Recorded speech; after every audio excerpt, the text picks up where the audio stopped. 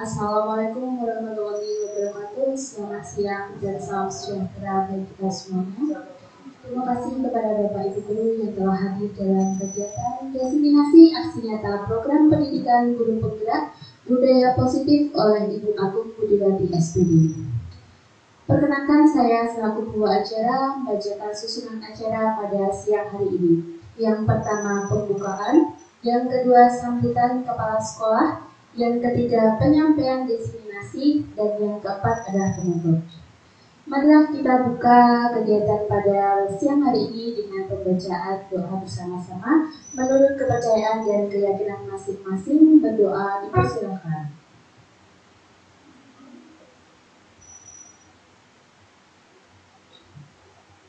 Berdoa selesai. Acara selanjutnya adalah sambutan dari Ibu Kepala Sekolah SDN Negeri Petopon 02 Semarang kepada Ibu Suwiji SPD. Saya persilakan.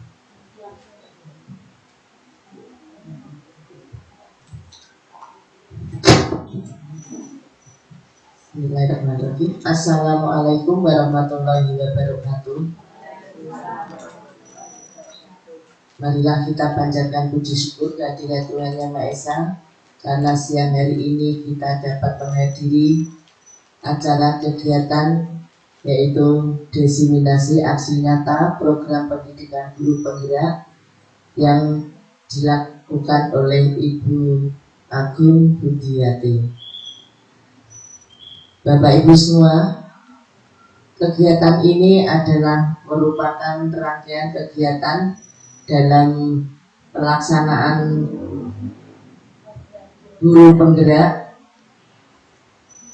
Mungkin kegiatan ini merupakan kegiatan dari wujud Bu Agung dalam mengikuti program guru penggerak yang diwujudkan dalam bentuk diseminasi aksi nyata dengan Bapak Ibu semua.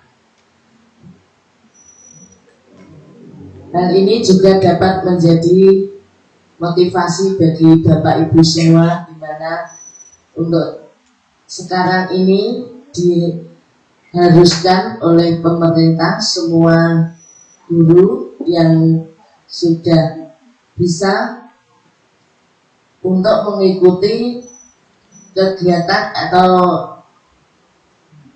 program guru penggerak, karena kedepannya untuk kepala sekolah itu diambilkan dari guru penggerak. Maka dimohon Bapak Ibu yang belum mengikuti diharapkan untuk mengikuti. Ini wajib dan anjuran. Kemarin Bu Agung sudah ada berapa Bu Agung kemarin ya? Bareng jenengan di sini. Angkatan 7, alhamdulillah Bu Agung sudah, itu kemarin dari Gajah 4 Pak Buku belum bisa. Ini angkatan 8 kemarin sudah pengumuman. Di sini ada enggak yang ikuti angkatan 8? Belum ya? Bu Wisnu Dama Bulis itu angkatan 9. Semoga Bu Wisnu dan Bu Yuli ini nanti lolos ya.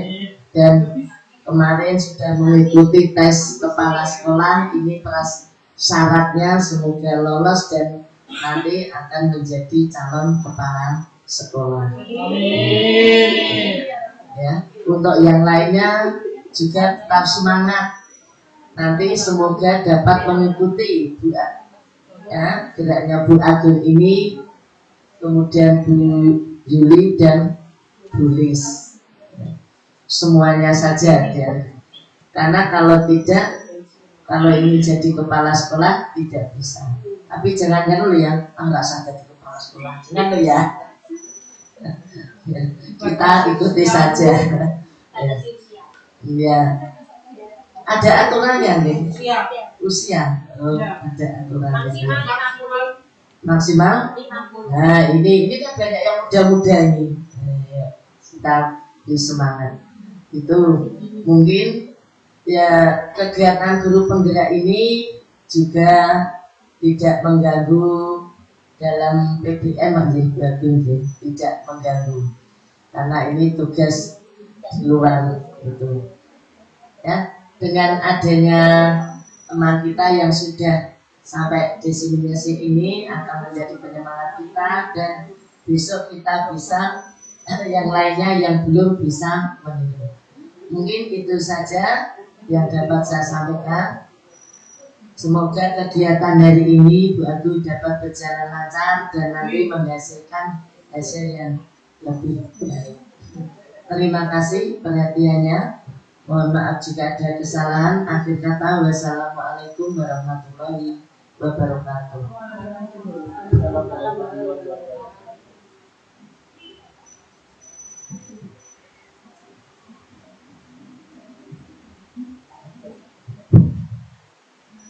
Terima kasih kepada IJSPD yang telah memberikan sambutannya. Acara selanjutnya adalah penyampaian diseminasi aksi nyata program pendidikan guru penggerak oleh Ibu Agung Budiwati SPD. Kepada Ibu Agung Budiwati SPD kami persilahkan.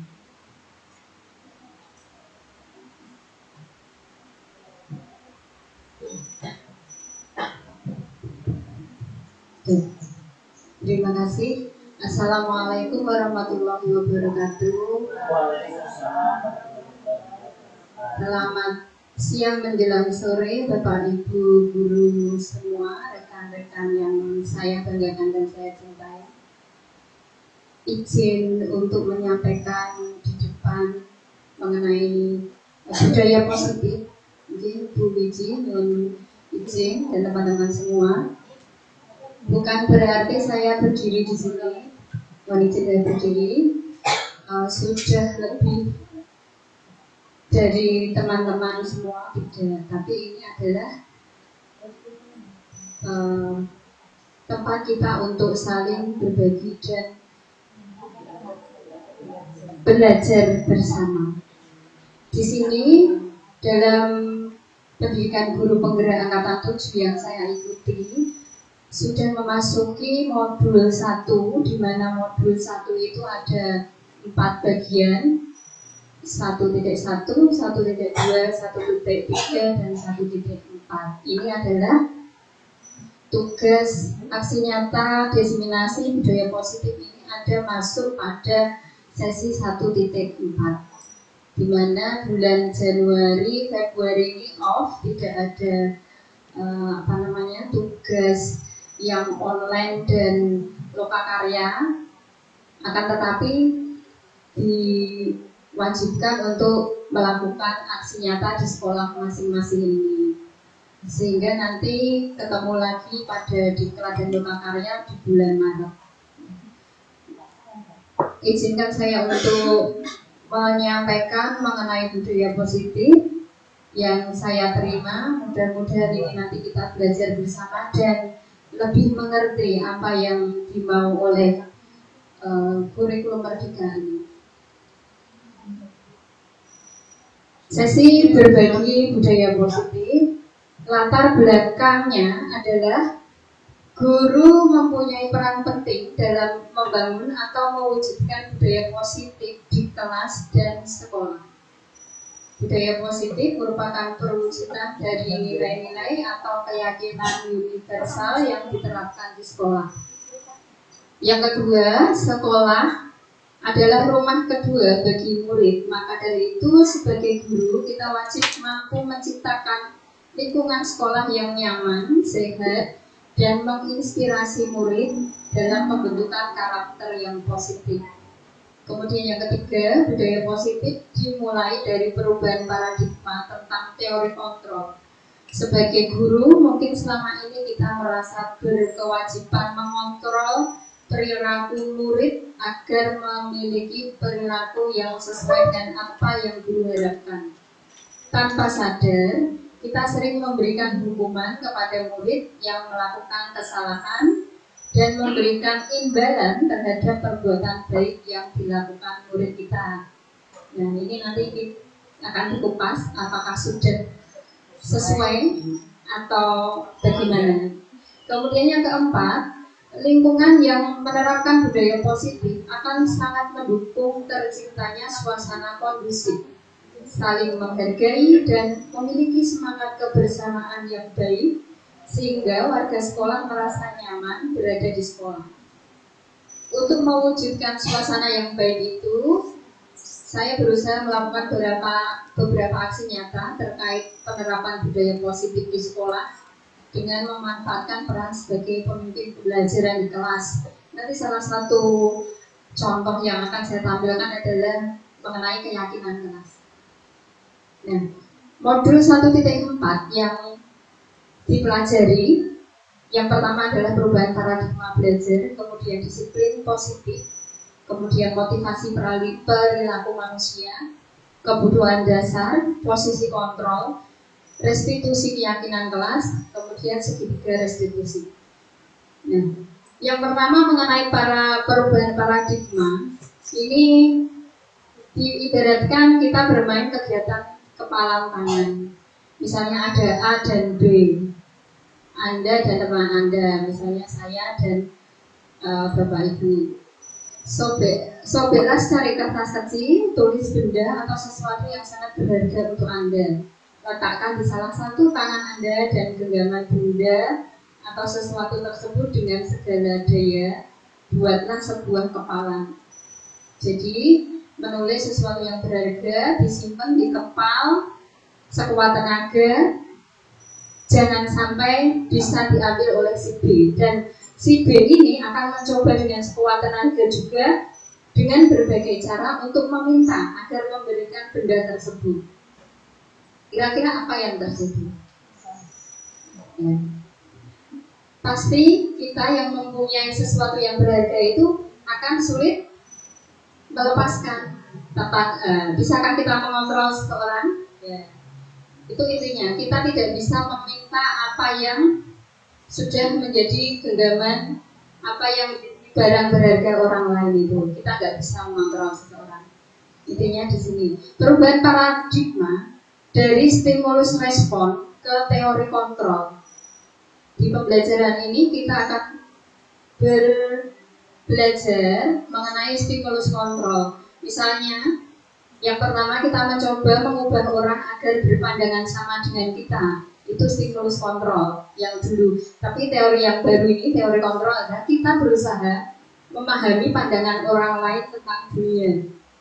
Ya, tidak boleh mengubah orang lain, tapi memahami pandangan orang lain.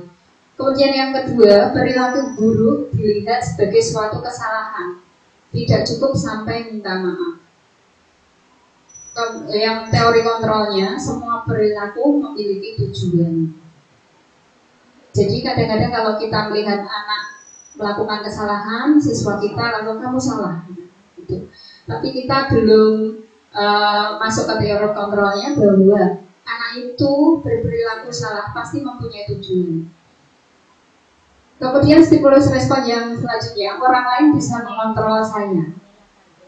Ya, sebenarnya kalau teori kontrol hanya kita sendiri yang bisa mengontrol diri sendiri.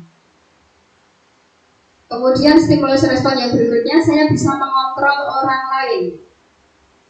Tapi di teori kontrol Anda tidak bisa mengontrol orang lain.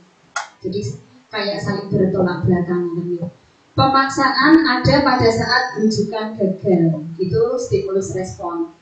Tapi saat masuk ke teori kontrol, itu lebih ke kolaborasi dan konsensus, menciptakan pilihan-pilihan baru.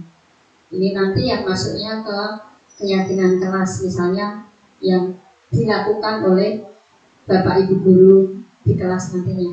Kemudian model berpikir menang atau kalah. Ini hampir sama, model berpikir menang. Kalau yang satu menang kalah, sama ya. Yang ini berpikirnya menang dan menang. Disiplin positif di sini banyak. Bahkan menurut teori kontrol William Glasser, yang bagian paling setelah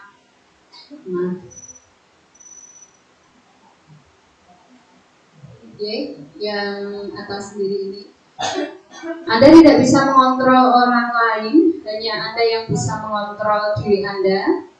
makna disiplinnya, belajar kontrol diri dengan menggali potensi kita agar tercapai tujuan mulia, yaitu sesuatu menjadi seseorang yang kita inginkan berdasarkan nilai-nilai yang kita hargai.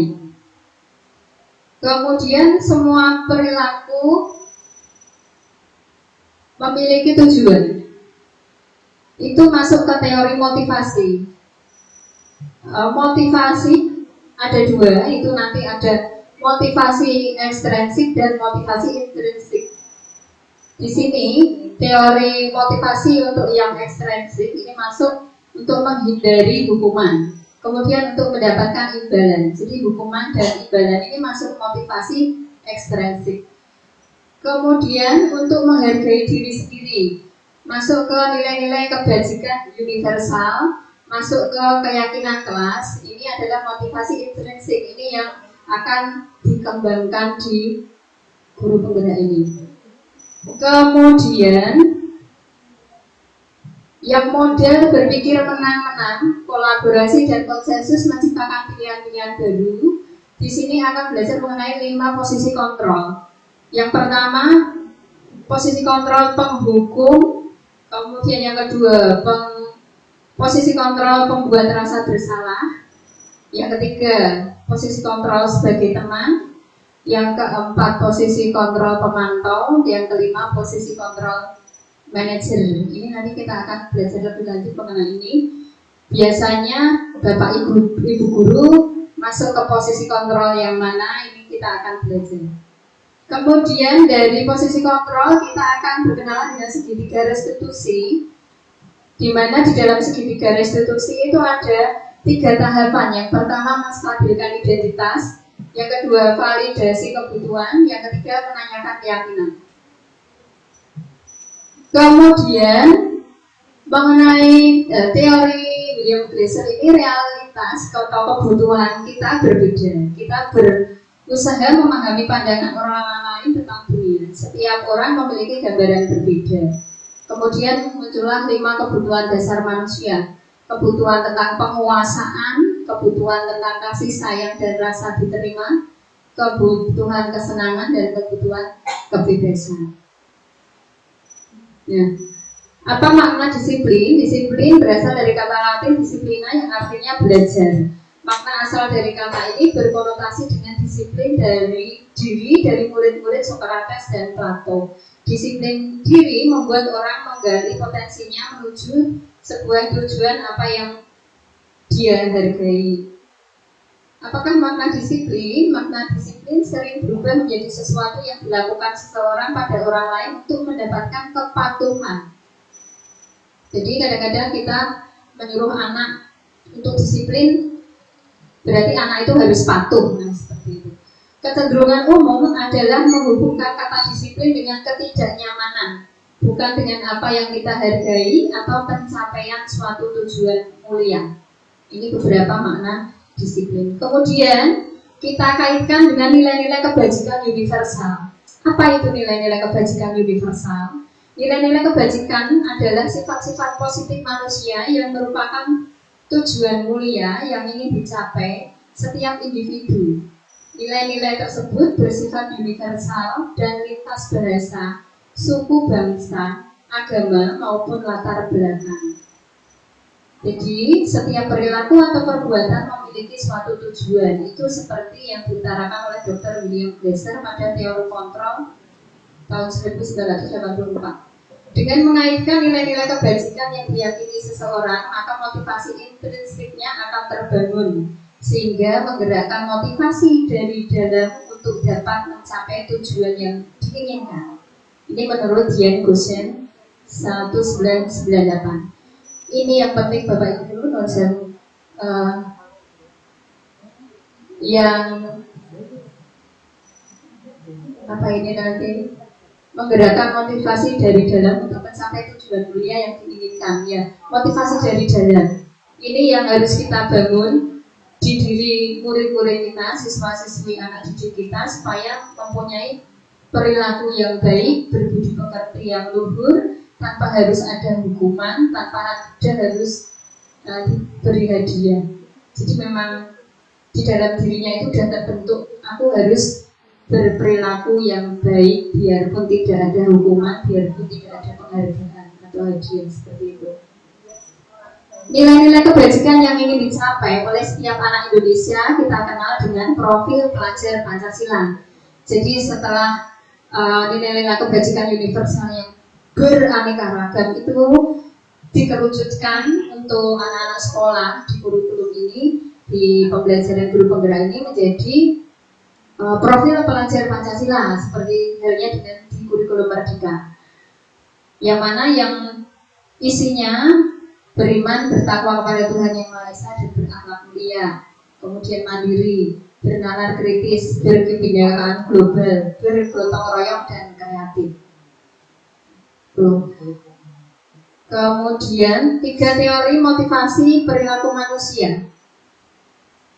Di situ ada 1 untuk menghindari ketidaknyamanan atau hukuman. Apa yang akan terjadi apabila saya tidak melakukannya, maka ini maksudnya motivasi eksternal, karena di sini ada hukuman. Kemudian untuk mendapatkan imbalan dari orang lain atau institusi, apa yang akan saya dapatkan apabila saya melakukannya. Ini juga masih masuk eksternal karena ada imbalan. Yang ketiga, untuk menghargai diri sendiri, menjadi insan sesuai harapan kita. Saya akan menjadi orang yang seperti apa bila saya melakukannya. Ini masuk ke dalam motivasi internal, tujuan dari disiplin positif. Merdeka menurut Ki Hajar Dewantara tidak hanya terlepas dari perintah, tetapi juga cakap buat memerintah diri sendiri. Kemudian, nah ini ada dihukum oleh penghargaan. Ini ada pembelajaran seperti ini, bahwa penghargaan berlaku sama dengan hukuman.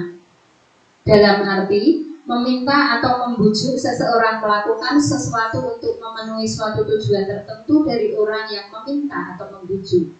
Dorongannya eksternal dan akan ada faktor ketergantungan. Beberapa dampak dari pemberian penghargaan adalah 1, pengaruh jangka pendek dan jangka panjang, pasti ada pengaruhnya. Kemudian penghargaan itu adalah menghukum. Yang ketiga, penghargaan mengurangi ketepatan. Selanjutnya, penghargaan tidak efektif. Kemudian penghargaan merusak hubungan. Nah, dihukum oleh penghargaan menurunkan kualitas, penghargaan mematikan kreativitas, penghargaan mengurangi motivasi intrinsik. Ini karena tadi yang eksternalnya. Kemudian dalam memberikan apresiasi atau pengakuan perlu diingat beberapa hal. Pengakuan secara khusus, kemudian memberi pengakuan secara pribadi, pengakuan pada semua murid secara bergantian, kemudian pengakuan secara konsisten, dan fokus pada proses. Contoh pengakuan atau apresiasi kebajikan. Di situ ada kalimat yang dibagi menjadi pembuka nilai kebajikan dan situasi. Misalnya, kemarin saya perhatikan, itu pembukaan, kita berujar seperti itu. Rasa empatimu sangat besar sekali, berarti ini nilai kebajikan yang ada. Kemudian situasinya pada saat menolong murid baru di kelas kita. Kemarin saya perhatikan rasa empatimu besar sekali pada saat menolong murid baru di kelas kita. Ini contoh mengapresiasi kebajikan atau kebaikan murid dalam hal ini misalnya. Kemudian contoh berikutnya, saya menghargai kepedulianmu pada saat kamu membantu teman-temanmu di tugas kelompok. Jadi ada pembukaan, ada nilai kebajikan di dalamnya, kemudian situasinya waktu apa. Itu contoh waktu kita memberikan pengakuan atau apresiasi kepada murid. Kemudian misalnya yang ketiga, terima kasih untuk rasa tanggung jawabmu pada saat kamu memungut kertas-kertas yang berserakan di lantai. Jadi anak atau murid atau siswa ini mengerti nilai kebajikan yang sudah dilakukannya apa, sehingga gurunya berterima kasih, menghargai, memperhatikan, seperti itu dalam situasi yang bagaimana. Hukuman atau konsekuensi. Nah, di sini ada beberapa contoh tindakan guru. Misalnya yang pertama, mencatat 100 kali dalam buku kalimat, saya tidak akan terlambat lagi karena terlambat ke sekolah. Mungkin sebagian dari kita pernah melakukan hal seperti ini. Sebelumnya saya juga pernah, saya ngaku, tapi nggak sampai 100 ngasihnya. Kemudian yang kedua, lari mengelilingi lapangan basket 2 kali karena terlambat hadir di sekolah. Nah, ini apa? Termasuk hukuman atau konsekuensi. Yang ketiga, murid diminta untuk push up 15 kali karena tidak menggunakan masker di sekolah. Ini beberapa tindakan yang mungkin kemarin-kemarin dilakukan beberapa di antara kita sebagai guru. Yang keempat misalnya, menggantikan kertas tugas teman yang telah dicoret-coret, masuk yang hukuman atau konsekuensi. Yang kelima, membersihkan tumpahan air di meja tulis karena tersenggol pada saat belajar. Yang keenam, murid disuruh tidak mengenakan sepatu seharian di sekolah karena tidak mengenakan sepatu hitam. Yang ketujuh, lari mengelilingi lapangan basket 2 kali karena terlambat 10 menit untuk pelajaran PJOK. Nah, di sini perbedaan hukuman dan konsekuensi. Sesuatu yang menyakitkan harus terjadi, itu hukuman. Sedangkan konsekuensi, sesuatu harus terjadi. Konsekuensinya logis, bisa dinalar. Kemudian hukuman membuat anak sakit, baik sakit fisik maupun sakit hati untuk jangka waktu yang lama. Itu hukuman. Ketika kita memberikan hukuman, ini hati-hati Bapak Ibu. Membuat, kalau konsekuensi membuat anak merasa tidak nyaman dalam jangka waktu pendek. Yang hukuman, anak membenci kedisiplinan. Yang konsekuensi, anak menghargai disiplin. Hukuman, anak mendapatkan paksaan. Yang konsekuensi bandingannya adalah stimulus, kemudian terjadi tanggapan. Selanjutnya, mendorong anak menyakiti diri sendiri. Ini ketika anak mendapat hukuman, mungkin tanpa kita sadari, anak ini akan terdorong untuk menyakiti diri sendiri. Sedangkan kalau merupakan konsekuensi, maka mendorong anak agar mudah menyesuaikan diri. Hukuman membuat konsep diri yang buruk, sedangkan konsekuensi konsep diri yang baik. Anak belajar untuk menyembunyikan kesalahan, itu pada hukuman. Konsekuensinya anak belajar untuk mematuhi peraturan. Hukuman, marah, rasa bersalah, dipermalukan, merasa tak dihargai. Itu jika anak mendapatkan hukuman. Sedangkan konsekuensi, jika itu adalah konsekuensi, maka kehilangan hak, dibuat tidak nyaman, kemudian diasingkan untuk diasingkan untuk sementara atau take out. Nah, di sini kita akan belajar mengenai restitusi. Apa itu restitusi? Proses menciptakan kondisi bagi murid untuk memperbaiki kesalahan mereka sehingga mereka bisa kembali pada kelompok mereka dengan karakter yang lebih kuat. Saya yakin Bapak Ibu guru sudah paham apa ini restitusi karena semuanya sudah pernah mengikuti workshop mengenai kurikulum merdeka dan ini sudah sering disampaikan oleh narasumber. Restitusi juga merupakan proses kolaboratif yang mengajarkan murid untuk mencapai solusi untuk masalah mereka dan membantu murid berpikir tentang orang seperti apa yang mereka ingin menjadi tujuan mulia dan bagaimana mereka harus memperlakukan orang lain menurut dosen 2004. Di sini ada identitas gagal karena hukuman, kemudian ada identitas nggak kelihatan nih, sukses karena disiplin. Disiplin ini bandingannya konsekuensi, yang ini restitusi. Mulai yang dari pertama ini saya bacakan. Hukuman, sesuatu yang menyakitkan harus terjadi. konsekuensi sesuatu harus terjadi. Sedangkan restitusi merupakan pilihan. Jadi kalau hukuman itu menyakitkan, konsekuensi itu apa yang harus terjadi. Sementara kalau restitusi itu merupakan pilihan, ada pilihan, tidak harus itu. Kemudian hukuman yang kedua, tidak nyaman untuk murid atau anak untuk jangka waktu panjang. Konsekuensi tidak nyaman untuk murid, anak untuk jangka waktu pendek, sama-sama tidak nyaman. Tapi kalau hukuman itu jangka waktu panjang, kalau yang konsekuensi jangka waktunya lebih pendek. Sedangkan restitusi menguatkan untuk murid atau anak dalam waktu panjang. Berikutnya, korban mendapatkan keadilan, itu yang hukuman. Konsekuensi, korban bisa diabaikan. Yang restitusi, korban mendapatkan ganti. Kemudian yang hukuman, murid atau anak akan tersakiti. Yang konsekuensi, murid atau anak dibuat tidak nyaman. Yang restitusi, murid atau anak mendapatkan penguatan. Hukuman, perilaku pasif agresif meningkat. Sedangkan pada konsekuensi, penguatan hanya bertahan dalam jangka waktu pendek. Sedangkan pada restitusi, masalah terpecahkan. Kemudian sistem tidak akan berjalan bila murid tidak takut, itu jika ada hukuman. Sedangkan pada konsekuensi memerlukan monitoring dan supervisi terus-menerus dari guru. Penguatan hanya bertahan dalam waktu pendek. Sedangkan restitusi masalahnya akan terpecahkan. Kemudian bandingannya yang berikutnya, pada hukuman sistem tidak akan berjalan bila murid tidak takut.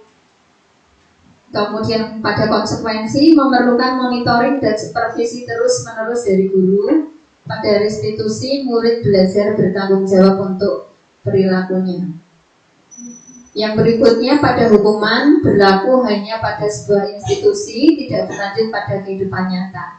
Pada konsekuensi membantu penerapan mengikuti peraturan dalam masyarakat. Yang restitusi fokus pada pemecahan masalah dalam jangka waktu panjang.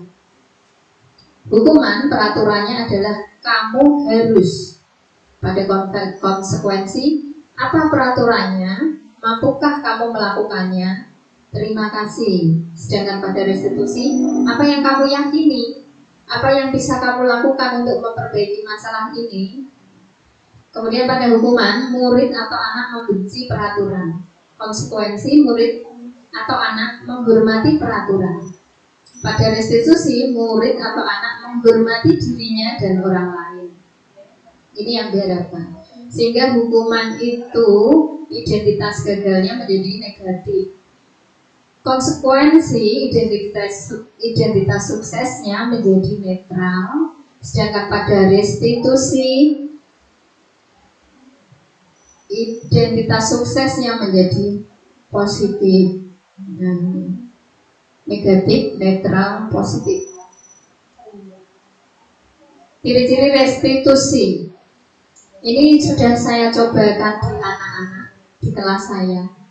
Memang di awal itu susah nih, karena hal baru. Menurut saya ini hal baru, restitusi, mengajak anak untuk mendalami isi hatinya, kemauannya, terus mengungkapkan unek-uneknya, kok berbuat itu alasannya apa, dan sebagainya itu. Yang pertama, bukan untuk menebus kesalahan, namun untuk belajar dari kesalahan. Itu yang utama, belajar dari kesalahan. Yang kedua, memperbaiki hubungan. Yang ketiga, tawaran, jadi bukan paksaan. Yang keempat, restitusi, menuntun untuk melihat ke dalam diri. Apa sih maunya diri sendirinya itu. Kemudian yang kelima, mencari kebutuhan dasar yang mendasari tindakan. Tadi masih ingat ada kebutuhan dasar dari penguasaan, kemudian rasa dicintai, kasih sayang, seperti itu. Sebenarnya yang diminta anak itu apa? Restitusi diri adalah cara yang paling baik.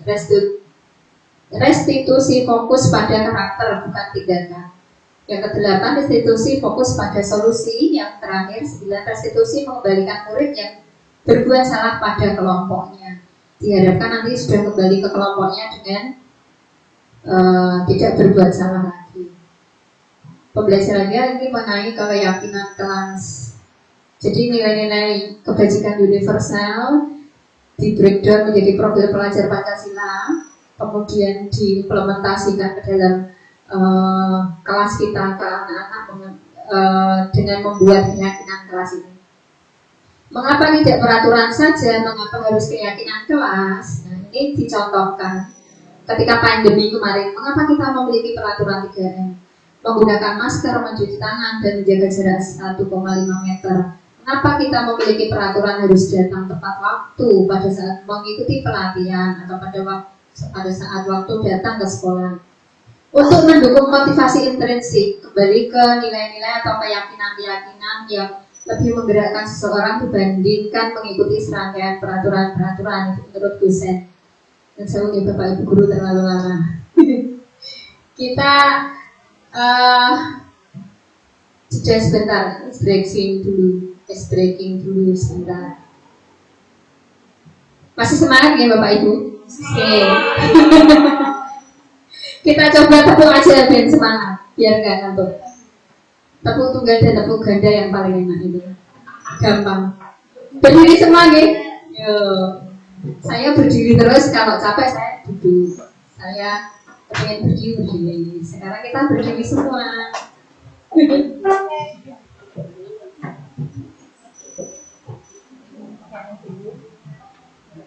Yang mana semangat tuh bisa ada? Mana semangatku? Ini semangatku. Mana? Buah gitu ya.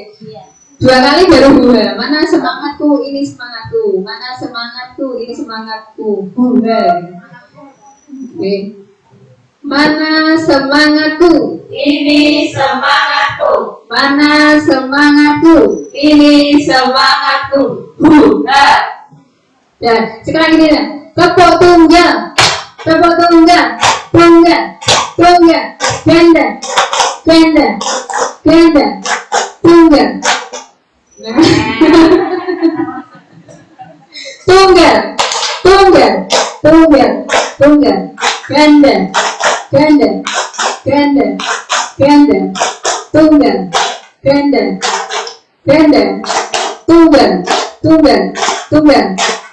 Tepuk tangan buat kita semuanya.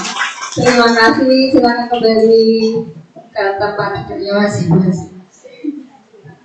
Lumayan nih, lumayan melek nih. Tentang keyakinan kelas, ini tadi sudah nih. Ya, ini. Nah, budaya positif merupakan lingkaran terluar di sekolah yang kita terapkan ini. Sebenarnya budaya positif itu banyak.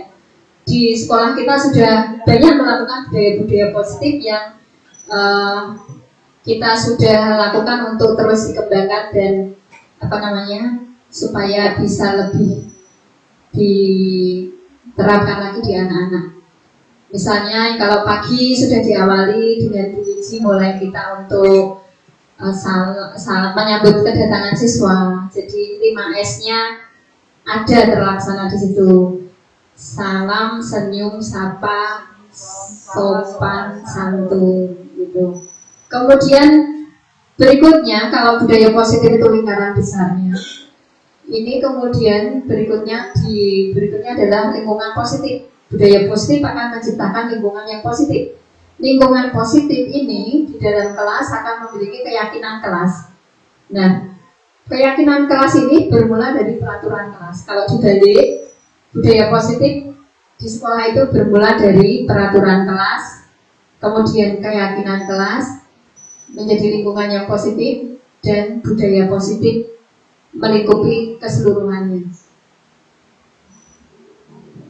Ini kesepakatan kelas ya. Kemudian pendalaman keyakinan kelas tabel T dan Y. Saya lewati aja. Hormat, produktif, diterima dan dimiliki itu. Kita langsung misalnya ini terhormat ya, terdengar. Yang baik, maaf.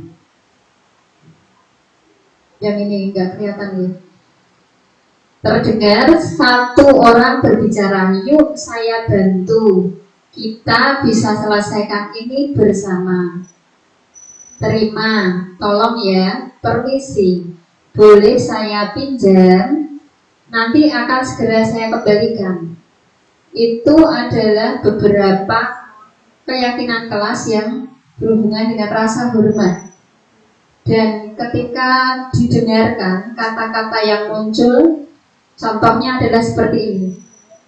Yuk saya bantu. Itu berarti sudah menghormati orang yang diajak bicara. Kita bisa selesaikan ini bersama. Nah, ini juga termasuk rasa hormat. Terima, tolong ya, permisi, boleh saya pinjam? Itu juga masuk ke terdengar rasa hormat. Nanti akan segera saya kembalikan. Ini terdengar pada rasa hormat. Kemudian yang terlihat adalah berempati terhadap perasaan orang lain, memegang barang milik orang lain hanya dengan izinnya. Jadi kadang-kadang anak suka ada yang berebut. Nah, ini berarti mengabaikan izin, tidak hormat kepada orang lain dengan merebut barang orang lain karena tidak izin. Kemudian mendengarkan dengan seksama, itu rasa hormat. Kemudian senantiasa berbuat baik, ini juga dari rasa hormat. Kemudian berbagi, jika anak itu mampu berbagi maka dia mempunyai rasa hormat. Perilaku yang tampak tersenyum ramah, kemudian memberi salam hormat, misal berjabat tangan, namaste, meletakkan tangan di dada, atau salim. Ini namaste, bisa berjabat tangan, bisa namaste, bisa meletakkan tangan di dada, bisa salim. Kemudian memberikan ruang bekerja. Kemudian postur tubuh yang tenang. Jadi anak yang mungkin kalau kita melihat suka menggerakkan badan ke sana sini, nah, kemudian tidak memberi ruang kerja kepada temannya karena obah terus ya, bergerak terus, itu mungkin perilakunya belum menampakkan rasa hormat kepada orang lain. Rasa hormat tampak seperti datang tepat waktu, kemudian menyapa teman dan guru setiap hari, mengembalikan barang teman yang telah dipinjam dan mengucapkan terima kasih. Itu contoh dari tampak seperti rasa hormat yang terlihat. Kemudian tidak tampak seperti jika sering hadir terlambat, tak acuh kepada teman dan guru, tidak mengembalikan barang yang telah dipinjam, dan meletakkan sembarangan, meletakkan apapun barangnya sembarangan. Kemudian yang bekerja, misalnya tampak seperti tekun bekerja dan menyimak guru, menyerahkan tugas tepat waktu. Tidak tampak seperti jika anak itu tidak mendengarkan guru dan acuh tak acuh, berarti dia tidak bekerja. Kemudian tugas tidak diberikan, tugasnya tidak diserahkan kepada Bapak Ibu guru. Itu tidak tampak kalau anak itu dihubungkan dengan bekerja itu. Di sini ada peraturan dan keyakinan. Bedanya apa? Keyakinan kelas atau kebajikan yang dituju. Masih kosong ini, saya lanjutkan. Nah, ini contohnya. Pada peraturan, selalu kembalikan buku ke tempatnya. Selalu kembalikan buku ke tempatnya. Keyakinan kelas atau nilai kebajikan yang dituju adalah tanggung jawab. Ya.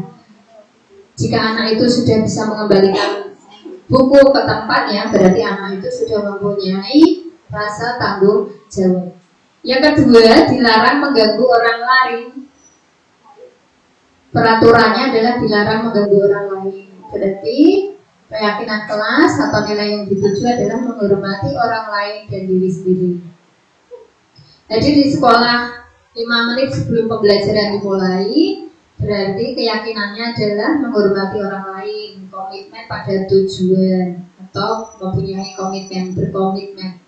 Yang keempat, dilarang melakukan kekerasan. Keyakinan yang dituju, keselamatan dan menghormati orang lain. Kemudian dilarang menggunakan narkoba. Keyakinan kelasnya, nilai kebajikan yang dituju adalah kesehatan.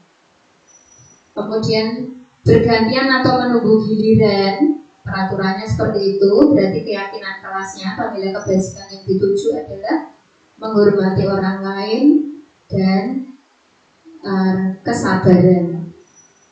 Gunakan masker, berarti keyakinan yang kelas yang dituju adalah kesehatan atau keselamatan. Yang 8, jangan berlari di kelas atau koridor, berarti yang dituju adalah keselamatan atau keamanan. Masuk ke kebutuhan dasar manusia dan dunia berkualitas. Di sini kebutuhan dasar manusia semuanya, tidak hanya murid, Bapak Ibu guru juga pasti membutuhkan, atau kebutuhan dasarnya adalah cinta kasih dan rasa memiliki dan dimiliki. Nah, ini disimbolkan dengan hati, belonging. Kemudian penguasaan disimbolkan dengan bintang. Kebebasan, kesenangan dan bertahan hidup. Itu kebutuhan dasar manusia, 5 kebutuhan dasar manusia. Biasanya seseorang melakukan sesuatu itu berdasarkan ini, kebutuhan dasarnya apa. Kemudian terimplementasi ke dalam tindakannya atau perilakunya. Di sini ada contoh kasus, contohnya. Misalnya tadi Pak Zulfikar adalah kepala sekolah yang baru ditugaskan di SMP Bina Generasi Muda. Sejak kedatangannya di sekolah itu, Pak Zulfikar mencoba untuk menyesuaikan diri dengan lingkungan di sekolah tersebut. Sebagian besar guru-guru dapat menerima kehadiran Pak Zulfikar. Namun, ada beberapa guru yang selalu bereaksi negatif pada kebijakan-kebijakannya. Dan dengan frontal mengemukakannya di rapat guru mingguan. Salah satunya Pak Malik. Dalam rapat guru mingguan, Pak Malik seringkali mempertanyakan kebijakan-kebijakan yang diambil oleh Pak Zulfikar tanpa argumen yang kuat. Rekan-rekannya sesama guru heran dengan perilaku Pak Malik ini karena sebelumnya ia dikenal sebagai seorang guru yang selalu mengikuti kebijakan kepala sekolah, bahkan selama ini cenderung diam bila di rapat guru. Pak Hanafi, sahabat Pak Malik, mencoba mendekatinya dan menanyakan apa yang menyebabkan ia bertindak seperti itu. Ada beberapa kemungkinan jawaban yang diberikan Pak Malik. Identifikasi kebutuhan yang ini dipenuhi oleh Pak Malik jika responnya seperti di kolom sebelah kiri.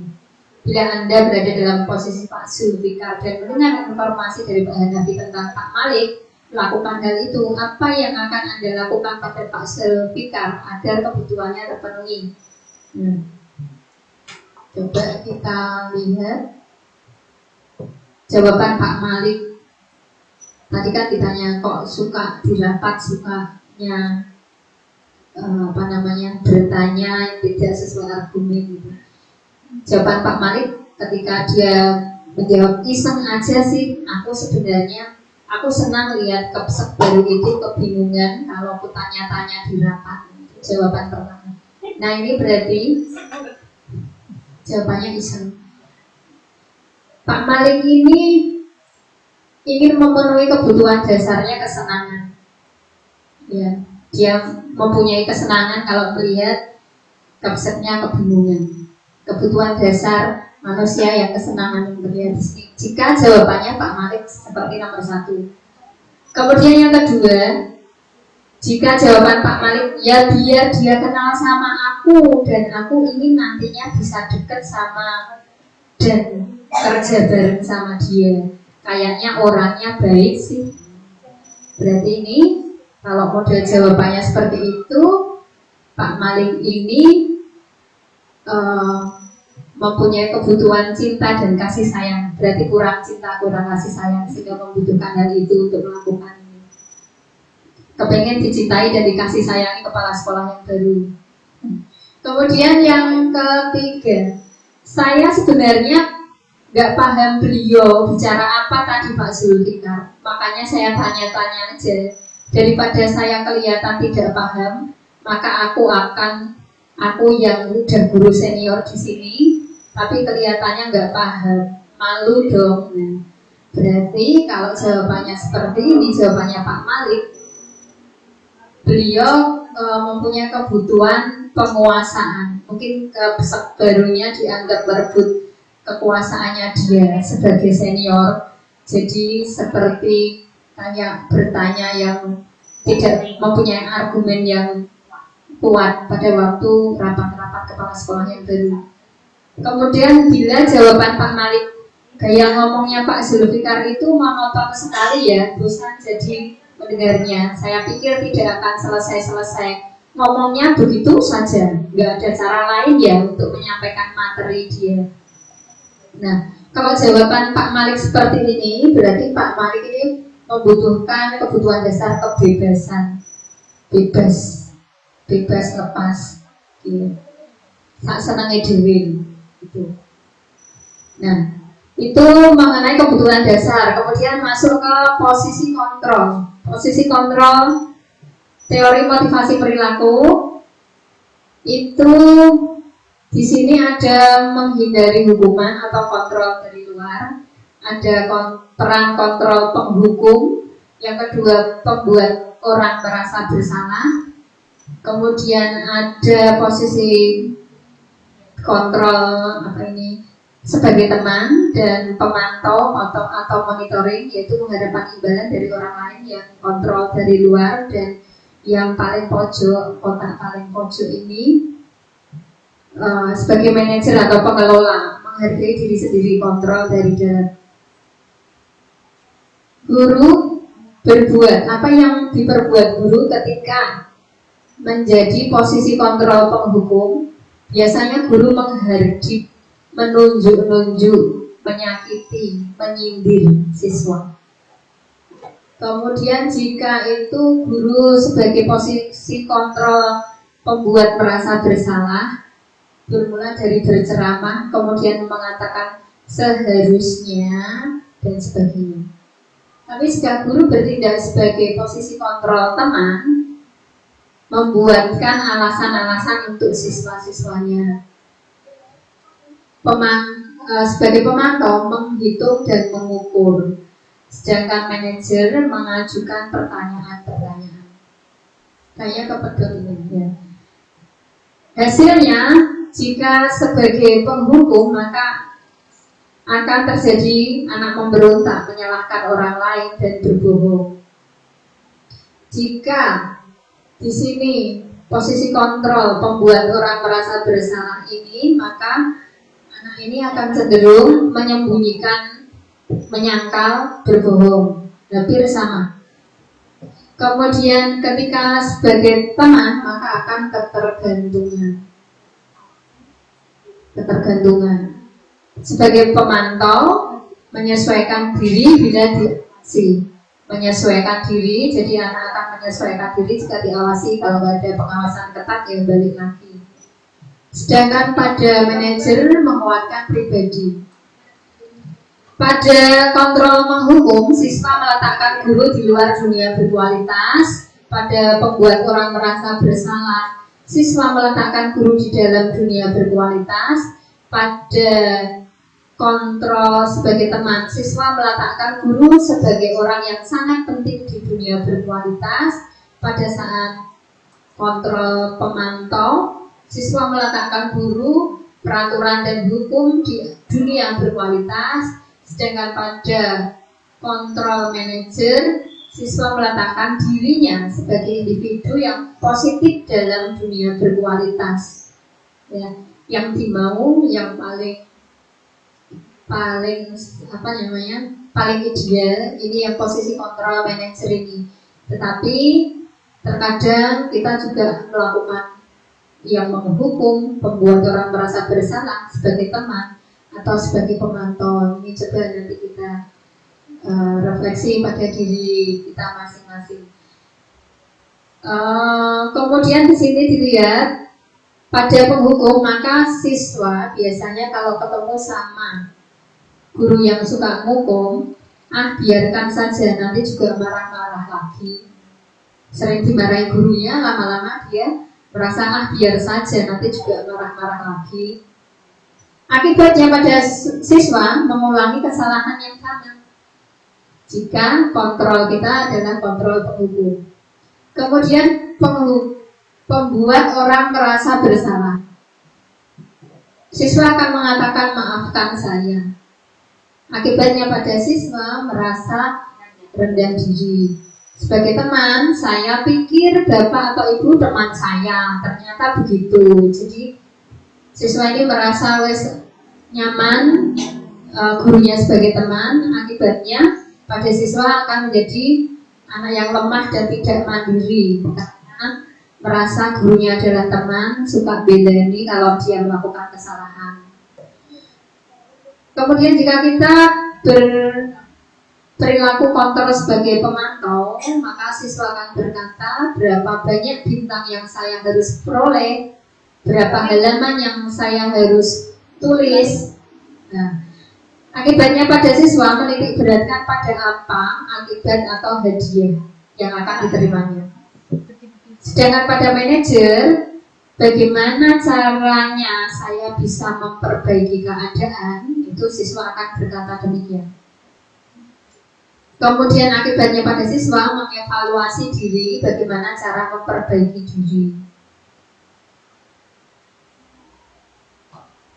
Nah, di sini pernyataan-pernyataan dan siapa yang mengatakan. Ini ada pernyataan yang pertama, saya kecewa sekali dengan kamu. Nah, siapa yang mengatakan? Pembuat orang merasa bersalah. Kadang-kadang guru suka, saya kecewa sekali loh sama kamu. Nah, itu berarti guru memposisikan diri sebagai kontrol pembuat orang merasa bersalah. Nanti yang diajak ngomong muridnya merasa bersalah, guru itu jadi kecewa. Seperti itu. Kemudian pernyataan yang kedua, kamu tidak benar-benar melakukannya. Itu contoh penghukum. Kemudian ayolah lakukan demi ibu bapak. Itu kontrol sebagai teman. Contohnya. Kemudian contoh berikutnya, apakah kamu mau mendapatkan stiker bintang hari ini? Berarti pemantau, jika dapat stiker aja mau melakukan. Yang sebagai manajer, bagaimana kamu bisa menyelesaikan masalah ini? Maka murid akan diajak untuk berpikir positif, bagaimana bisa menyelesaikan masalah. Itu yang dimau. Kemudian contoh penghukum lagi, kamu selalu yang paling terakhir. Jadi mengejas anak, kamu itu memang nakal, kamu itu yang mesti paling terlambat datang, kamu mesti telat. Nah, seperti itu. Itu tipe kontrol guru sebagai penghukum. Berbeda antara peraturan pemantau konsekuensi hadiah, nilai-nilai manajer memperbaikinya. Diberi hukuman untuk membuat tidak nyaman, atau memperbaikinya, kita berbuat mendapatkan apa yang kita butuhkan. Masuk ke segitiga restitusi, sudah sering juga diberikan oleh narasumber pada kurikulum Merdeka di Bapak Ibu. Mengenai yang pertama, menstabilkan identitas. Pada segitiga ini menstabilkan identitas. Ketika anak melakukan kesalahan, misalnya datang terlambat atau berkelahi dengan temannya, maka kita panggil, kita ajak ngobrol, stabilkan identitasnya dulu. Kita akan mulai dengan mengatakan, setiap orang pasti pernah melakukan kesalahan, atau kamu bukan satu-satunya yang pernah melakukan kesalahan seperti ini. Nah, itu distabilkan dulu siswanya supaya tenang. Kemudian tahapan restitusi berikutnya adalah validasi tindakan yang salah. Ya, ada pertanyaan, kita tanya, kamu tentu punya alasan mengapa melakukan itu. biarkan dia ngomong. Alasannya apa? Nanti kita bisa, oh berarti kebutuhan dasar ini anak ini sehingga melakukan kesalahan seperti itu. Kemudian bisa juga bertanya, adakah cara yang lebih efektif untuk mendapatkan apa yang kamu butuhkan? Ini diajak mencari solusi. Nah, kalau sudah validasi tindakan yang salah, mengerti kesalahan apa yang dilakukan oleh anak itu sendiri, maka kita masuk ke menanyakan keyakinan. Jadi pentingnya keyakinan kelas dibuat, itu anak-anak akan ingat nilai-nilai apa yang telah kita sepakati bersama. Misalnya kemarin di situ ditulis disiplin, Bu. Saya hari ini hari ini saya terlambat masuk sekolah, berarti saya tidak disiplin waktu, seperti itu misalnya. Anak bisa berpikir sendiri. Kemudian kita juga akan bertanya, kamu ingin menjadi orang yang seperti apa? Jadi mengajak berpikir anak ini untuk memperbaiki diri menjadi lebih baik. Nah, itu kan stabilkan identitas. Kata-kata yang bisa kita gunakan, berbuat salah itu hal yang manusiawi, tidak ada manusia yang sempurna. Bapak Ibu guru juga punya salah, atau kita pasti bisa menyelesaikan permasalahan ini. Ya. Bapak Ibu tidak tertarik untuk mencari tahu siapa yang benar, siapa yang salah. Kemudian Bapak Ibu lebih tertarik untuk menyelesaikan masalah. Misalnya itu kata-kata yang bisa kita gunakan. Atau kalau kamu menyalahkan dirimu sendiri terus, apakah kamu bersikap baik pada dirimu sendiri? Seperti itu. Validasi tindakan yang salah, guru dapat berkata, kamu bisa saja melakukan hal yang lebih buruk, tapi kamu tidak melakukannya kan? Kamu pasti punya alasan mengapa melakukannya. Apa yang penting bagi kamu, seperti itu. Kemudian keyakinan, apa nilai-nilai yang kita percaya di kelas dan sekolah kita, nilai-nilai universal kebajikan apa yang telah kita sepakati. Kelas yang ideal itu seperti apa sih? Kamu ingin jadi anak seperti apa? Apa yang kamu rasakan ketika kamu melakukan itu? Kamu menjadi orang yang seperti apa? Itu keyakinan yang kita tanyakan.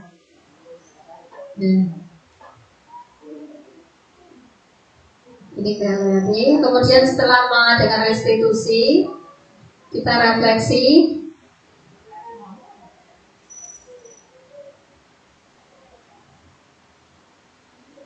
Ya, kita memilih profesi sebagai pendidik berarti memilih untuk mengurusi kehidupan. Guru sebagai pendidik memilih profesi itu berarti memilih untuk mengurusi kehidupan. Tidak main-main ya Bapak Ibu.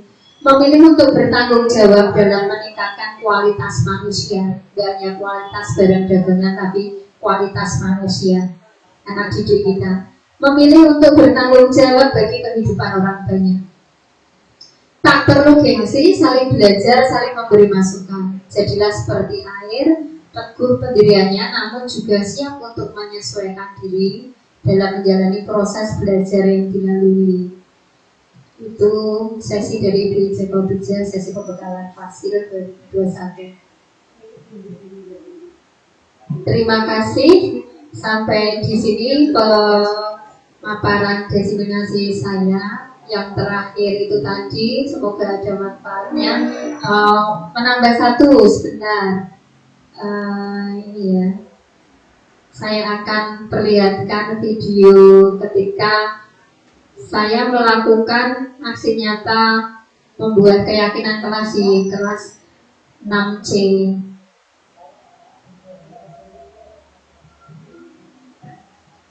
Bapak Ibu nanti bisa adopsi atau melakukannya di kelas Bapak Ibu masing-masing. Belum bisa dipakai.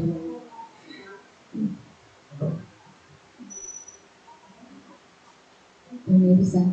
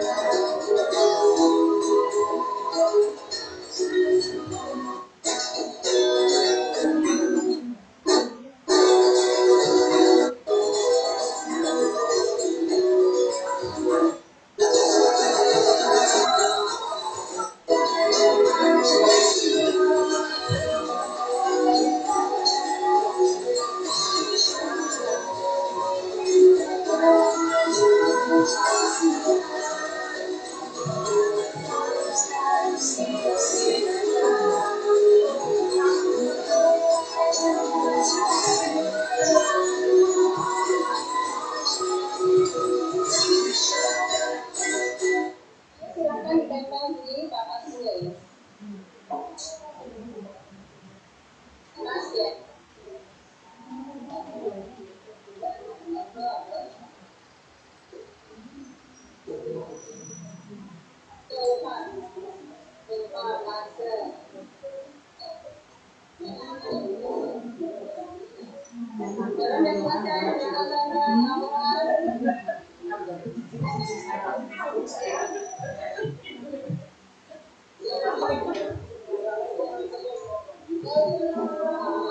Ada yang jatuh.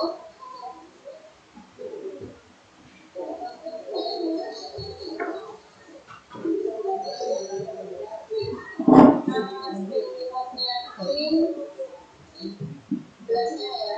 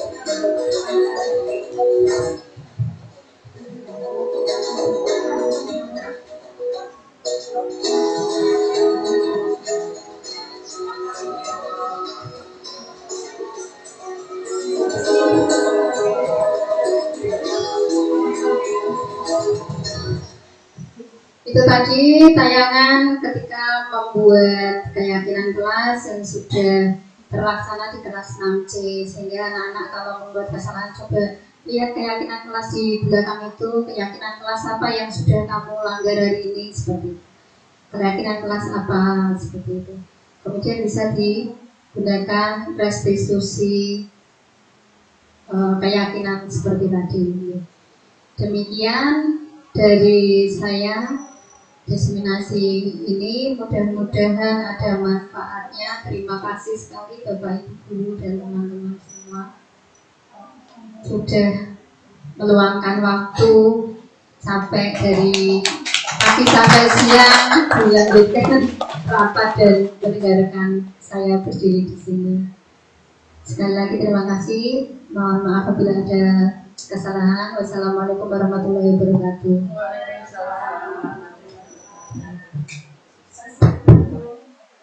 Kita berikan tepuk Demikian tadi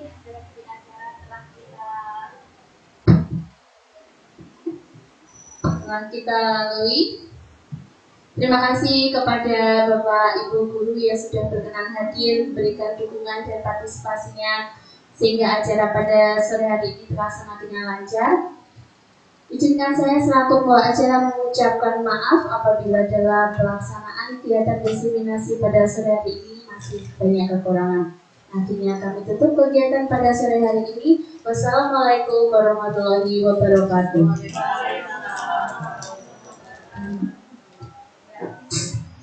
Baris, katanya mau menambahi sedikit, monggo ke depan Baris. Baris.